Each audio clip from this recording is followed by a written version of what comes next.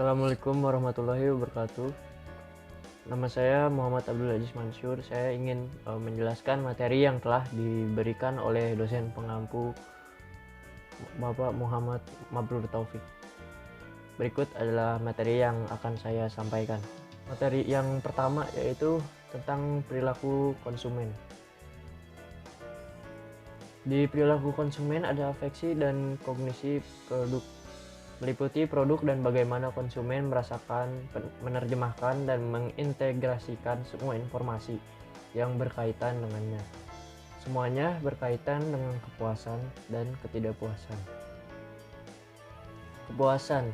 Nah, tingkat kepuasan ini adalah ukuran utama bagi konsumen dalam menggunakan produk, sehingga mereka akan cenderung terus membeli dan menggunakannya serta memberi orang lain pengalamannya.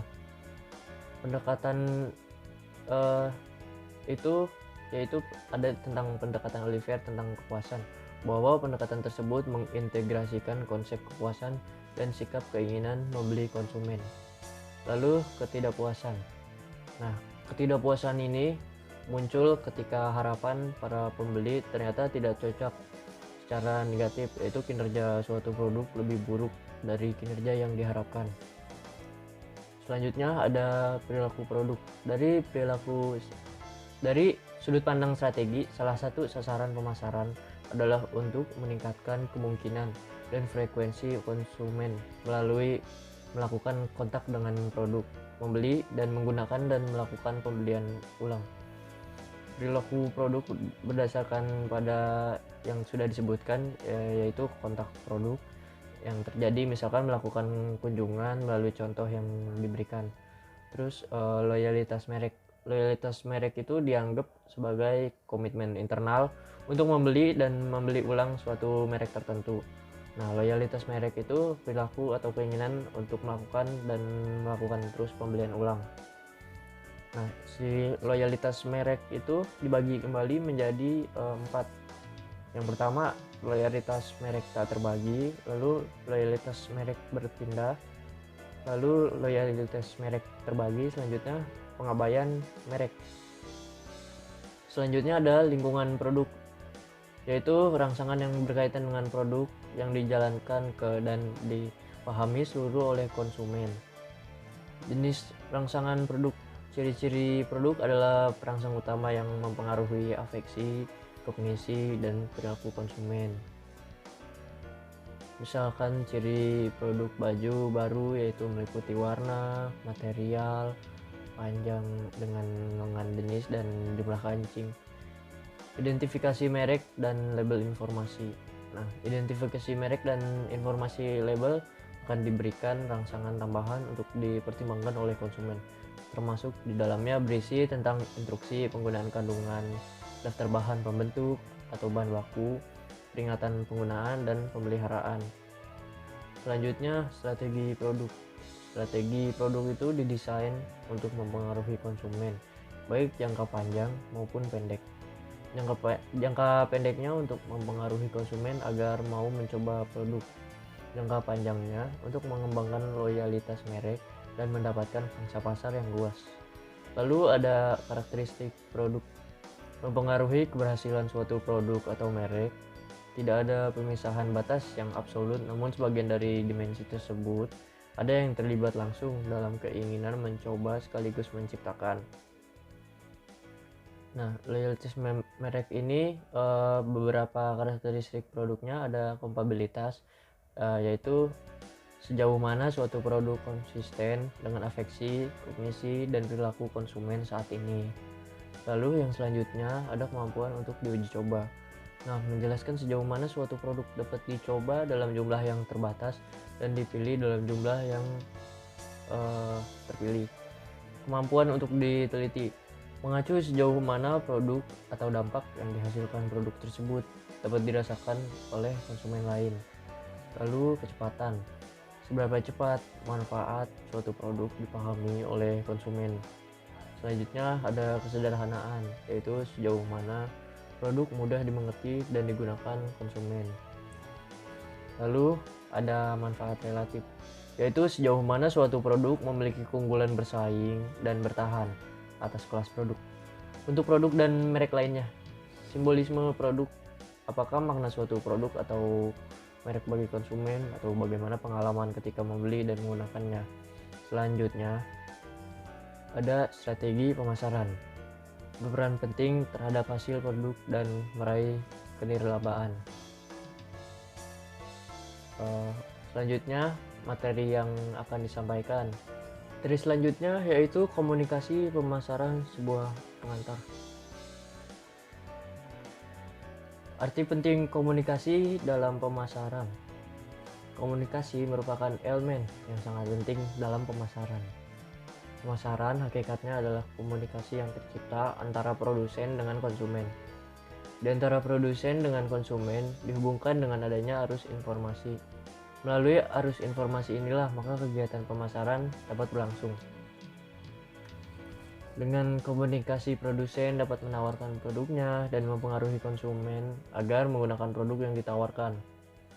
Melalui informasi penawaran, konsumen dapat memperoleh produk yang sesuai dengan apa yang dibutuhkan dan diinginkannya. Jadi tanpa komunikasi tidak akan ada kegiatan pemasaran.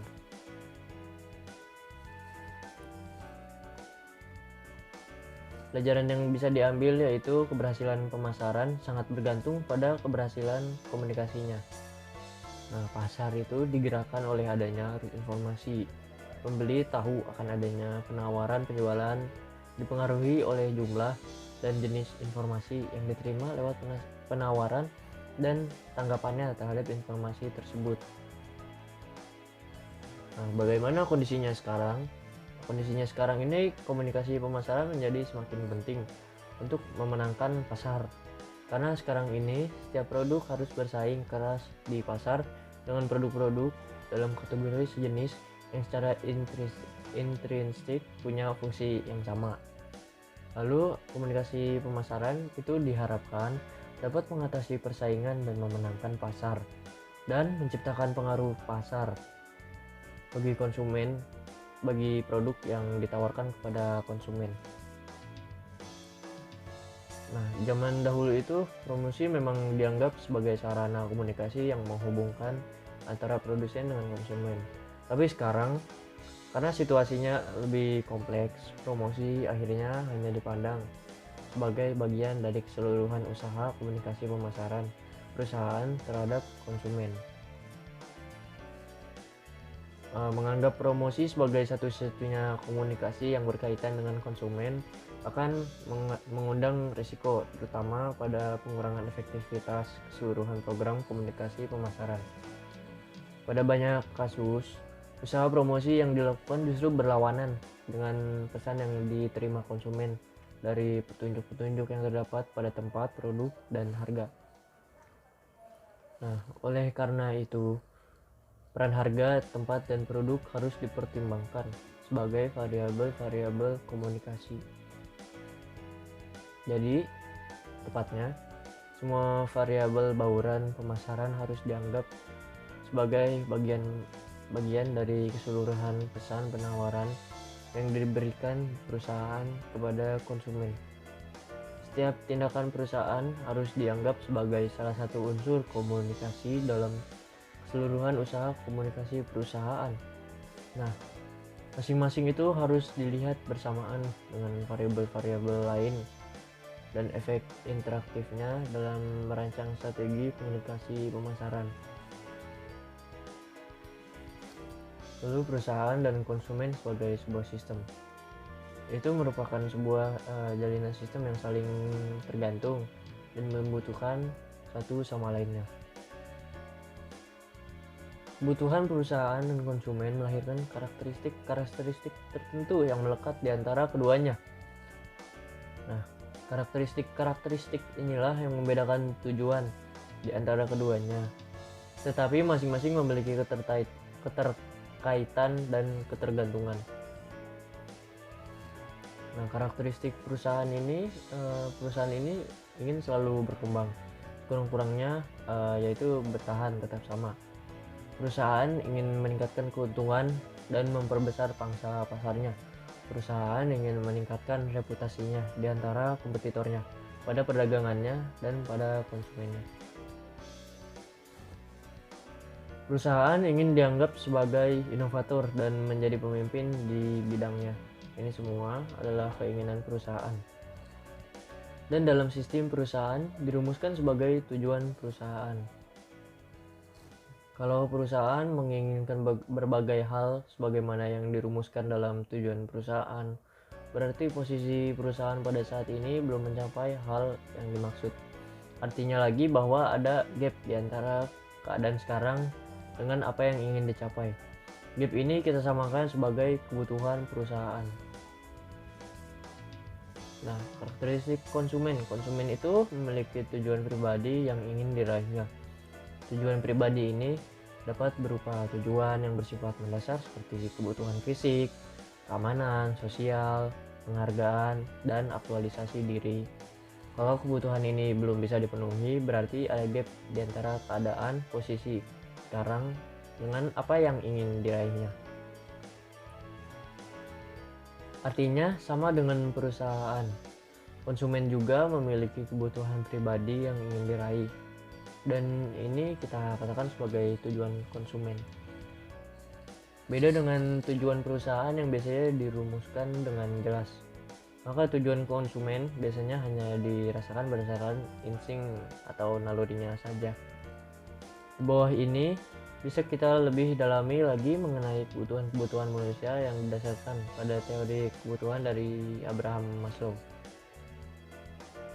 Nah, dari ini yang pertama ada kebutuhan fisiologis. Contohnya adalah sandang, pakaian, pangan, papan, dan kebutuhan biologis seperti buang air, bernafas, makan, dan lain-lain. Kebutuhan keamanan dan keselamatan, contoh seperti bebas dari penjajahan, bebas dari ancaman, bebas dari rasa sakit, bebas dari teror, dan lain sebagainya. Lalu kebutuhan sosial, misalnya memiliki teman, memiliki keluarga, kebutuhan cinta dari lawan jenis, dan lain-lain. Kebutuhan penghargaan, yaitu pujian, piagam, tanda jasa, hadiah, dan banyak lainnya. Lalu kebutuhan aktualisasi diri adalah kebutuhan dan keinginan untuk bertindak sesuka hati sesuai dengan bakat dan minatnya. Sarana yang memberi jalan bagi masing-masing sistem yaitu perusahaan dan konsumen tentunya untuk mencapai tujuannya adalah keseluruhan penawaran produk. Keseluruhan penawaran produk merupakan seperangkat kepuasan yang ditawarkan perusahaan kepada calon konsumen. Konsumen membeli suatu produk bukan karena hanya dia menyukainya, tapi karena arti produk itu bagi dirinya dan fungsi produk itu baik secara instrumental maupun psikologis. Dengan demikian, peran komunikasi pemasaran adalah memberikan arti keseluruhan penawaran produk pada konsumen, sehingga konsumen bisa memenuhi maksudnya sebagai perusahaan bisa mencapai tujuannya. Dan hubungan sistem perusahaan dan konsumen John Stewart, yaitu ada tujuan perusahaan, finansial dan finansial, keseluruhan penawaran produk. Tujuan konsumen itu ada instrumental, psikologikal. Nah, posisi konsumen ini sama instrumental dan psikologikal. Begitu juga perusahaan saat ini finansial dan non finansial. Sekian pemaparan materi dari saya, kurang lebihnya mohon maaf. Wabillahi taufiq wal hidayah. Wassalamualaikum warahmatullahi wabarakatuh. Salam budi luhur.